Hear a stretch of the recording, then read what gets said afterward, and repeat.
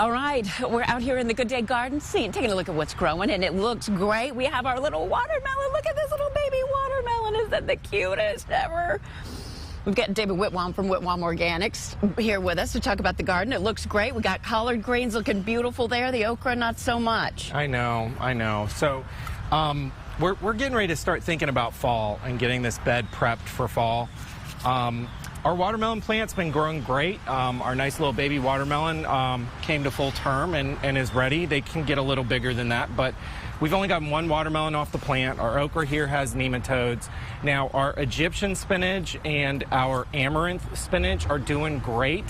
I love this plant. People all over the world eat this stuff, but it's not everybody's favorite. So I'm going to go ahead and start breaking this bed down, getting it ready for fall. Right. And I don't just come in here and rip everything out. Okay, where do you start? Yeah, so I actually, especially if I know I have nematodes, so I just kind of cut the plants off at the base and leave the roots.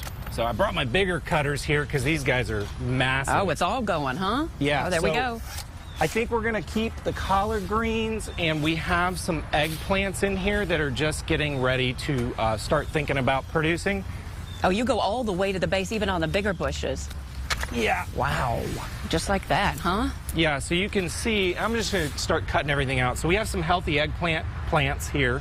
We're going to leave those in, and I'm just going to start removing everything else. So we're probably going to have our African blue basil, our collard greens, and our eggplants that will continue into the fall. Okay. With this. But I'm just going to start cutting all this out, kind of getting the soil ready for our fall garden. And we've talked about it too because, you know, summer is a hard time to grow. And you say we're walking right into season. So that kind of brings us to our viewer questions. Are you ready for it? I love this question. We have a question from Good Day viewer Shauna, who asks, is it too late to start a garden now? If not, what vegetables will grow well this time of year? Maybe collard greens, peas, cabbage? So this kind of leads me to a mentality of linear gardening, which a lot of times that's when you're used to gardening, say up north. Right. They kind of have a starting point in the spring. Clear-cut season. And then in the fall, it kind of tapers off.